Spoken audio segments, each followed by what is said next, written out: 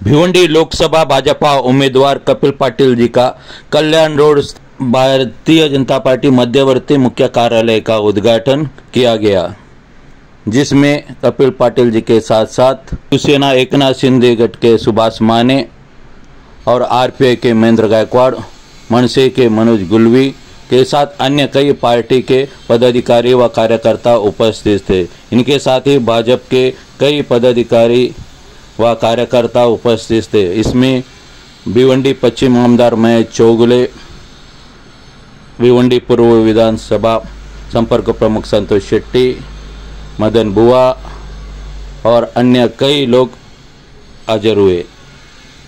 आरपीआयचे जिल्हाध्यक्ष श्री महेंद्रजी गायकवाड साहेब आले, त्यांना विनंती करतो की त्यांनी थोडक्यात आपला सन्माननीय राजसाहेब ठाकरे यांना विनम्र अभिवादन करून श्री कपिल पाटील साहेब भिवंडी लोकसभा जे युतीचे उमेदवार यांच्या मध्यवर्ती कार्यालयाच्या उद्घाटन प्रसंगी आपण सर्वजण इथे जमलेलो आहोत।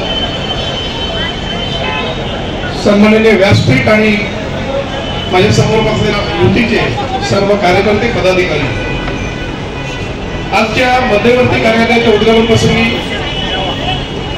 मी माझं मनोगत अगदी थोडक्यात मांडतोय। एकच सांगतोय, मनसैनिक आहे आणि त्याचा अपडेट आम्ही तसं मध्यवर्ती कार्यालयाला कळवत असतो। अजूनही सांगतो, जिथे जिथे प्रत्येक मनसैनिकाची आवश्यकता आहे आम्हाला हक्काने कॉल करा, आमचा मनसैनिक तिथे पोहोचेल। आणि एक गोष्ट मला आवडली की ज्या वेळेला आपण आम्हाला आवाज देताय, मी खास करून भारतीय जनता पार्टीच्या महिला सेनेला त्यांचं अभिनंदन करतोय की त्यांनी आमच्या टीमला ज्या वेळेला आवाहन केलं, ती टीम ज्या वेळेला तिथे पोहोचली, मी सुद्धा सोबत होतो आणि ते काम करताना त्या टीम मध्ये शिवसेना आणि आपल्या घटक पक्षाचे जेवढे पदाधिकारी आहेत ते सर्व एकत्र दिसले, याचा मला खरोखर अभिमान वाटला। आणि एकीचे बळ तिथे मिळते बळ, या उक्तीप्रमाणे आता आपल्याला विजयापासून कोणी रोखू शकत नाही, हे चित्र समोर आहे। छोटासा मुद्दा उपस्थित करतोय, ज्या मुद्द्याला धरून आहे अशा वेळेला आपण सर्वजण मिळून त्या टोरेंटच्या विरोधामध्ये लढत आलेलो आहे, ज्याच्यामध्ये मला तडीपारी सुद्धा झालेली होती।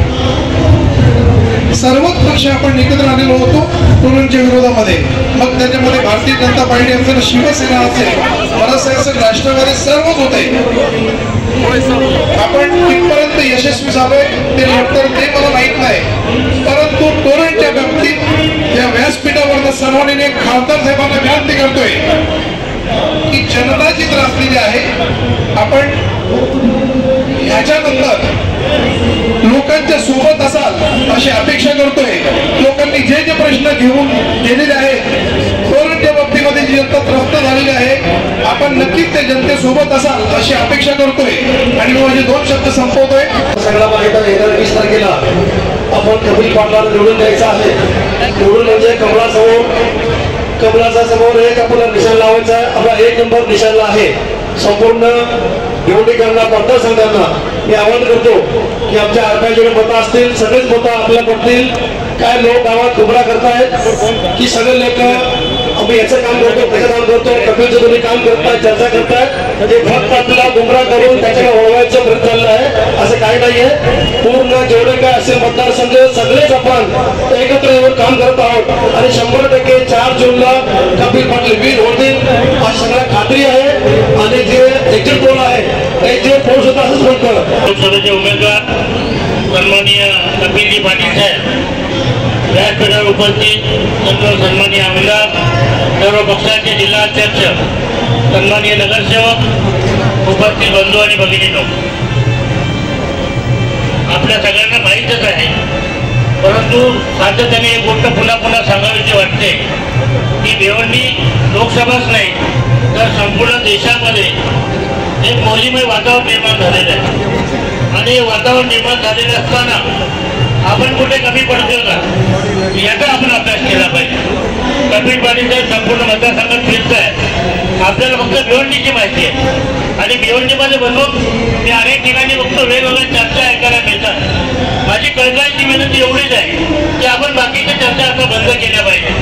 कोण काय करतो याच्यापेक्षा ही निवडणूक देशाची आहे, ही मोदीजींची निवडणूक आहे आणि मोदीजींच्यासाठी आपल्याला आजपासून फक्त 8 दिवस राहिलेले आहेत. सगळ्यांना कळकळीची विनंती आहे की सगळ्या चर्चा बंद करा आणि आजपासून 8 दिवस प्रत्येकाने आपल्या गल्लीमध्ये नका एका ठिकाणी येऊ पण आपल्या वार्डामध्ये आपल्या भागामध्ये घरोघरी फिरलं पाहिजे.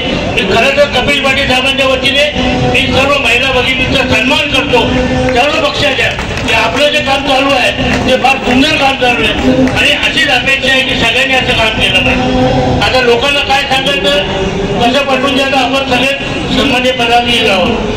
जर महिला जर व्यवस्थित आपल्याला मतदारांना समजू शकतोय आपण सुद्धा सर्वांनी मैदानात उतरलं पाहिजे. विजय हा निश्चित आहे परंतु कुठेतरी आतूनही आपल्यामध्ये मळगळ झटकली पाहिजे आणि 8 दिवसामध्ये चांगल्या मताधिक्याने आपण कपिल पाटील साहेबांना विजयी करू एवढा विश्वास या ठिकाणी व्यक्त करतो आणि आपली रजा घेतो.